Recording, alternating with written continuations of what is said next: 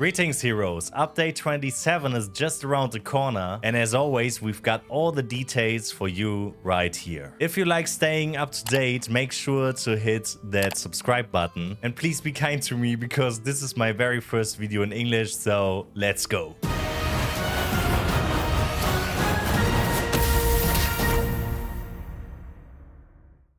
The biggest change that comes with update 27 is the expansion of the toilet of the Arcane Gods. And that's exactly what we're going to take a closer look at now. First, you need to know that the maximum aura level is being increased to 400. But no worries, keep in mind your current aura level will be adjusted to fit in the new system. That means your current aura level will scale up in proportion to the new maximum. Okay, for example, if you reach aura 66, your aura level will be increased to 230 after the update. It's also important to mention that your collected mana will carry over to the new system, unless your aura level is already 66. In that case, your stored mana in your mana tank will be lost. In addition to the aura level expansion, the toilet of the Arcane Gods has been split into two sections. The first section is sacrifice. Here you can still sacrifice one item per day to fill your mana tank. The mana generation values remain the same as in the old system. That means legendary or epic items generate 50 mana, gems give you 30 mana, common items provide 25 mana, and potions give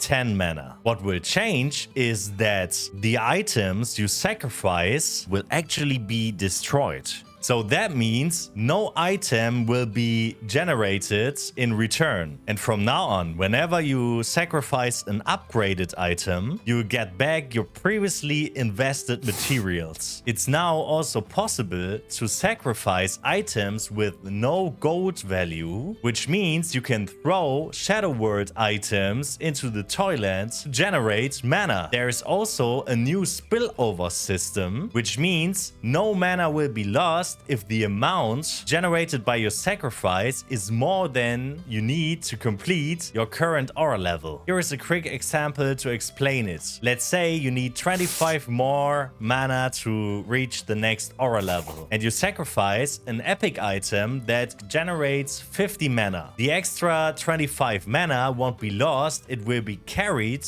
over for the next level. Now you're probably wondering, how can you still get items for your companions if sacrificed items are actually sacrificed? And that's exactly what the second section of the toilet is for, and it's called the wash cycle. Here you can wash items to change their armor or weapon type. For amulets, rings or talismans, only the attributes will change, since those items don't have an armor class. Compared to the old system, there are a few changes in how this transformation works. Washed items now will keep their gold value, but they can no longer be washed again. You can recognize this by the washed tag in the item's tooltip. Item upgrades are also transferred to the newly washed item, so nothing is lost. If you later sell, dismantle, or sacrifice the item, the invested resources will be refunded according to the usual rules. This also applies to upgraded weapons, meaning you can now improve your companion's weapons without worrying about losing your materials.